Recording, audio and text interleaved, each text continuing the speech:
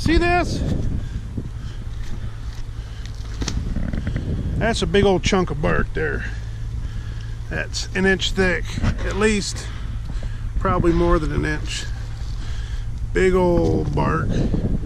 Once you start seeing chunks like that, and you just seeing bigger chunks out through there. There's some good sized chunks. Once they get pushed out of the way, they start breaking apart. But here's some maple bark here. That and that, and there's just bigger chunks coming off all the time. You know what I mean? So we got water heading back up the trees in the cambium layer, which is, it's growing another growth ring. So bark slipping off, and as you can tell by that chunka that wouldn't go through the chipper that they ran over with a skidder, it just knocks the bark right off. So this is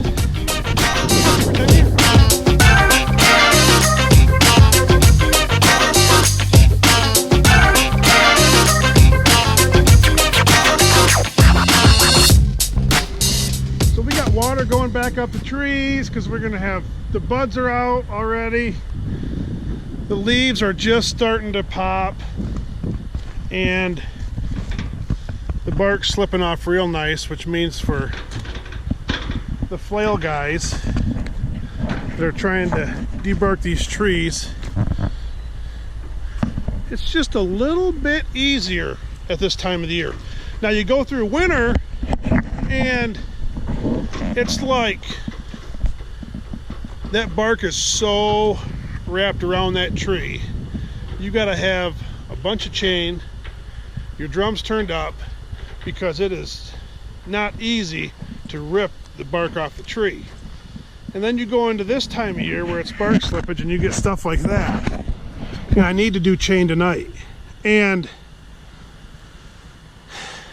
it's just beautiful. Because you go through the hardest time of the year, winter. Now I got this slight little window, and what that means is here in a couple weeks I'll start having leaves on all these trees, which just mean more garbage coming out of there, which means on a windy day you get more garbage blowing everywhere because the leaves just blow everywhere once they're ripped into shreds. And I gotta just be very careful with the chain. So I don't want a bunch of leaves in our chips. They don't want that either. So this is what we got going on. Somebody asked the other day, they wanted to see what it looked like when it came out of the chipper, how the debarker does it. And what you want, let me explain this really quick. You see how we got some fines right here? These will go through and they'll call those fines, and you got to be real careful with stuff like that because obviously that won't make a good chip. The whole trick is, and I got a little bit of bark on there because I need to do chain on my upper drum, the first one right now. What you want is you want just enough chain to rip the bark off, but you don't want too much chain to actually rip your good wood off. And once you start ripping into that right there, this is all money. This is what we're looking for when it hits that chipper disc, okay? That chipper disc. And that's what we're looking like there. And as you can tell, my knives are a little jacked up there and there. I'm falling. Oh! And so I need to do knives. But that's what we're looking at there. You're wanting that nice and clean. And you don't want this beat up too much.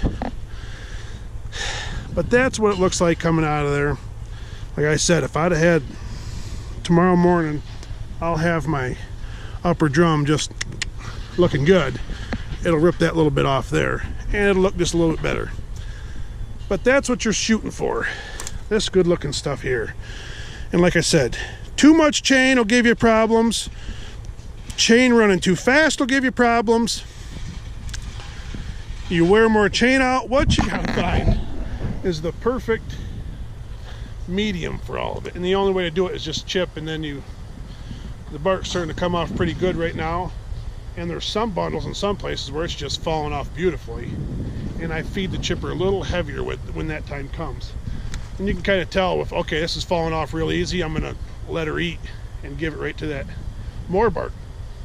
But one thing I do is I won't rev my motor. I rev my motor down just a little bit, but the trick is the motor that runs my flails for my chains also runs my loader, so I can't like rev it down like, you know, half throttle. It'll be way better on fuel, because then my loader will be slower and won't have enough power. So I rev it down just a little bit, and I slow my drums down a little bit, and the chain lasts a lot longer.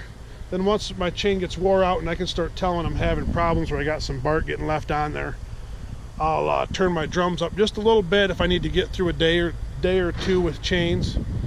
Like today I have time to do chains, so I'm going to get them done while I have time. That's the most important thing with this thing, is once you have time to do something, you do it. I fixed a bucket pin today just because I had time. You know what I mean?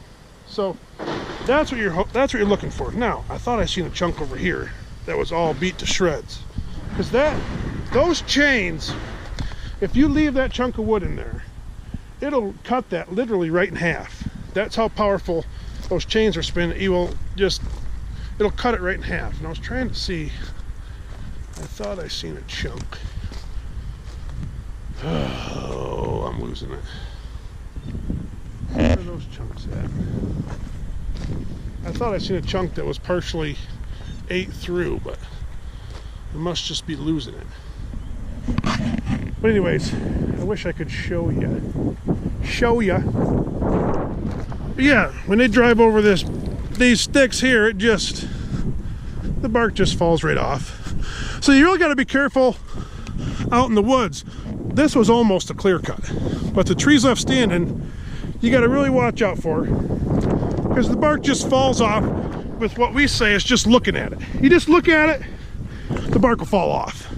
Because if you get close to them with that bundle, it'll just rip the bark off them standing trees. We don't want that. But here's one Paul had stuck in it yesterday, kind of show you what I'm talking about. This is what I was looking for. Here we go. See that? Now, that's giving you some issues. It'll rip. It has no problem chewing right through that tree. Them chains do. And you can see there was an upper one and a lower one. If you were to leave that in there for a few more minutes, it won't rip all the way through because the chains aren't long enough on that big a chunk. But that chunk that's at the chipper, it'll actually rip those, it'll actually pulverize those right in half. And this one, you can see it ate about almost halfway through on the sides. I mean, it ate 4 or 5 inches off the top of that. And that thing is, it's 20 inches big. But that's what happens, is them chains will just pulverize that tree. So you got to be careful to have the right amount of chain, everything dialed in. That's the most important part when it comes to that chipper. Look at this one here. All you got. I see what happened now. There was a hang up yesterday. I wasn't here. They had some problems. I found what happened, and I knew Paul called me and told me he had it clogged up. Now you got to be careful putting wood in that chipper, because it's got a 30-foot hole, 55 inches wide. Okay, and you got to get wood to go all the way through there to get it to the knives. If you get this chunk and this chunk in there side by side, in the middle of that beast, it clogs up, and then you can't get it through. And then someone's got to climb through the thing with it all shut off and all not running nothing.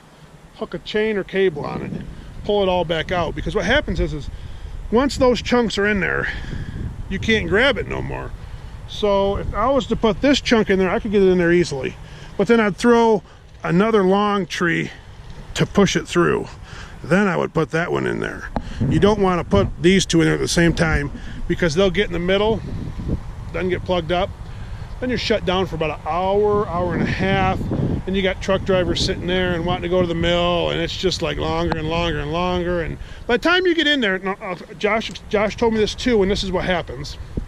When you have the chains ripping on that tree like that there, they get really hot. The chains and the drum get very hot.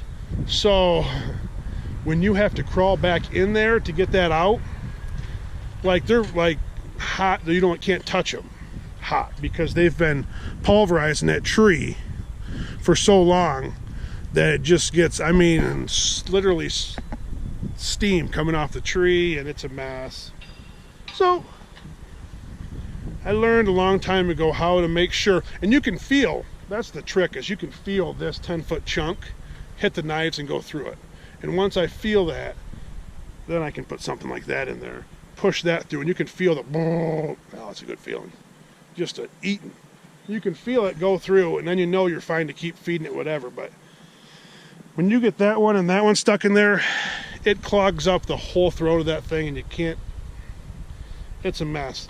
I'll get a video of it if it ever happens and I'm here, but I try my hardest not to. So that's why I haven't pulled one out that I stuck in there, and it's been years. But you get some, I mean, it's, again, it just takes time to learn the machine. But bark slipping, that's a beautiful thing, but that right there, no beautiful, no beautiful.